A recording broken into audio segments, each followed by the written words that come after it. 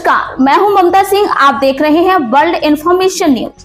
चलिए शुरुआत करते हैं इस वक्त से जुड़ी हुई खास बड़ी और विशेष खबरों से।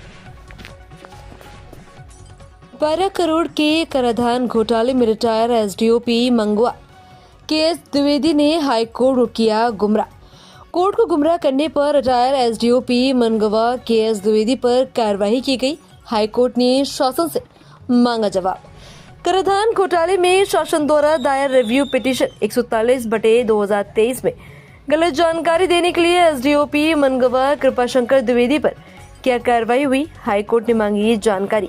कराधान घोटाले के मास्टरमाइंड राजेश सोनी और अन्य आरोपियों के बचाने के लिए एसडीओपी मनगवा ने हाईकोर्ट को भेजा था गलत एफिडेविट। अपने जवाब में एसडीओपी मनगवा कृपाशंकर द्विवेदी ने कहा था, राजेश सोनी के ऊपर मनगवा थाने में नहीं दर्ज है कोई एफआईआर। गौरतलब है कि एसडीओपी मनगवा कृपाशंकर द्विवेदी अब हो चुके हैं रिटायर। एडिशनल जिला सीईओ एबी खरे और एसडीओपी कृपाशंकर द्विवेदी की वजह से शासन को लगाना पड़ा था रिव्यू पिटीशन। अब देखना यह होगा कि रिटायरमेंट के बाद केएस द्विवेदी के विरुद्ध क्या बनता है आपराधिक प्रकरण। एसडीओपी केएस द्विवेदी के ऊपर हाईकोर्ट को गुमराह किए जाने और गलत रिपोर्ट भेजे जाने का आरोप है। मध्य प्रदेश के बहुचर्चित कराधान घोटाले में अब तक नया मोड़ आ गया। गौरतलब है कि मध्य प्रदेश के 1148 पंचायतों में वर्ष 2018-19 के दौरान लगभग 300 करोड़ की 14वें वित्त आयोग के परफॉर्मेंस ग्रांट की राशि को इन पंचायतों के सीधे एकल खाते में भेजकर ग्राम पंचायतों द्वारा फर्जी कर लगाना बताया जाकर राशि आवंटित कर विकास कार्यों के लिए एक खाका तैयार किया गया था। लेकिन जैसा कि हमेशा की ग्रामीण विकास में होता आया है, ये राशि भी भ्रष्टाचार की भेंट चढ़ गई, जिसकी शिकायत हुई और शिकायत के बाद जांचें भी हुई और कलेक्टर कमिश्नर की जांच में बकायदा रीवा जिले के गंगेव जनपद की 38 ग्राम पंचायतों में भेजी गई इस राशि का बंदरबाट भी प्रमाणित पाया गया। कमिश्नर और कलेक्टर की जांच में दोषी पाए जाने के बाद तत्कालीन मुख्य कार्यपालन अधिकारी जिला पंचायत रीवा स्वप्निल वानखेड़े द्वारा मनगवा थाने में प्राथमिकी क्रमांक 470/2020 दर्ज करवाई गई, जिसमें 3 मुख्य आरोपी लिपिक राजेश सोनी, रोजगार सहायक प्रतिभा सिंह एवं शिव भक्ति मटेरियल सप्लायर के प्रोपराइटर नागेंद्र सिंह को आरोपी बनाया गया। बाद में राजेश सोनी की गिरफ्तारी हुई, जिसमें वे 7 महीने जेल में रहे। जमानत पर छूटने के बाद अब मामला भ्रष्टाचार निवारण अधिनियम की रीवा अदालत में चल रहा है। एसडीओपी मनगवा कृपाशंकर द्विवेदी ने हाईकोर्ट जबलपुर को किया गुमराह, भेजा गलत हलफनामा। पर इस मामले में खास बात यह है कि जब आरोपियों के द्वारा अग्रिम जमानत के लिए हाईकोर्ट जबलपुर में अपनी याचिकाएं दायर की गई तो पुलिस ने रिपोर्ट तलब की। मनगवा एसडीओपी कृपाशंकर द्विवेदी के द्वारा राजेश सोनी को बचाते हुए हाईकोर्ट को भी गलत जानकारी प्रस्तुत कर दी गई और बकायदा अपना गलत एफिडेविट भी दिया गया। एसडीओपी कृपाशंकर द्विवेदी के द्वारा बताया गया है कि राजेश सोनी और उक्त 2 आरोपियों के विरुद्ध मनगवा थाने में कोई एफआईआर ही दर्ज नहीं है, जिसका फायदा उठाते ही सभी पंचायत एवं इन 3 मुख्य आरोपियों को हाईकोर्ट जबलपुर में राहत मिल गई। मामला संज्ञान में आते ही सामाजिक कार्यकर्ता शिवानंद द्विवेदी और अधिवक्ता संजय पांडे के द्वारा पुनः शिकायत की गई और उल्लेख किया गया कि तत्कालीन अतिरिक्त मुख्य कार्यपालन अधिकारी एबी खरे एवं एसडीओपी मनगवा कृपाशंकर द्विवेदी के द्वारा मिलीभगत कर आरोपियों को बचाते हुए साजिश की गई थी। मामला चलता रहा और अभी हाल ही में सुनवाई के दौरान दिनांक 14 अगस्त 2025 को जस्टिस विशाल मिश्रा की बेंच ने अब शासन से जवाब मांगा है, जिस प्रकार तत्कालीन एसडीओपी मनगवा कृपाशंकर द्विवेदी के द्वारा हाईकोर्ट को गुमराह करते हुए गलत और भ्रामक जानकारी भेजी जाकर आरोपियों को बचाए जाने का प्रयास किया गया था।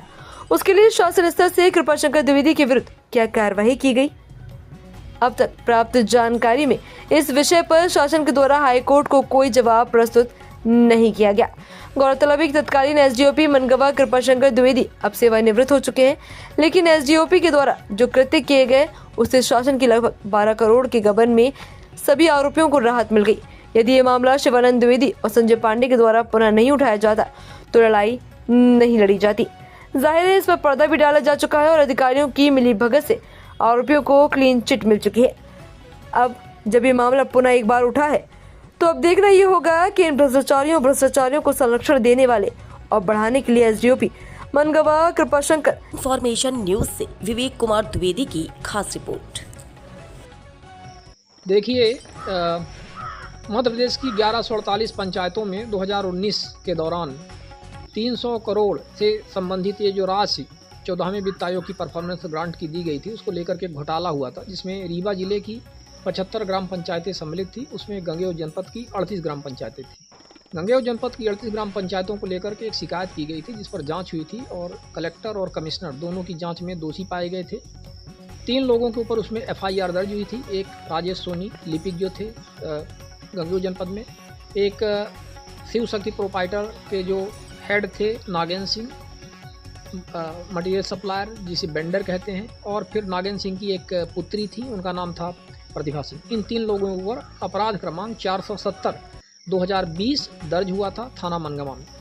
जब ये मामला हाई कोर्ट पहुंचा, हाई कोर्ट ने रिपोर्ट तलब की, तो जो तत्कालीन एडिशनल CEO AB खरे थे, जिन्होंने इसमें जांच भी की थी, और जिला पंचायत में रीवा में, और साथ में SDOP मनगमा जो तत्कालीन श्री कृपाशंकर द्विवेदी थे, इनके द्वारा गलत जानकारी, गलत एफिडेविट, गलत हलफनामा दिया जाकर हाई कोर्ट को गुमराह किया गया था, जिसके आधार पर जो तत्कालीन और अब वो रिटायर्ड हो चुकी हैं श्रीमती नंदिता दुबे जो जस्टिस थी, उन्होंने इनकी पिटीशन को इन्फ्रक्चुअस करके डिसमिस कर दिया था और जो आरोपी गण थे उनको राहत मिल गई थी। इस मामले को लेकर के हमने मुद्दा उठाया, फिर इस पर हमने कहा कि ये गलत हुआ है, इनके विरुद्ध FIR दर्ज थी, गलत इन्फॉर्मेशन इन्होंने दी, इन्होंने कहा कि FIR ही दर्ज नहीं है। फिर मामले में रिव्यू पिटीशन दायर की गई तत्कालीन CEO जिला पंचायत रीवा श्री स्वप्निल वानखेड़े के द्वारा, रिव्यू पिटीशन क्रमांक 141 वर्ष 2023। उसी समय राजेश सोनी के द्वारा भी एक रिव्यू पिटीशन दायर की गई थी 63/2023।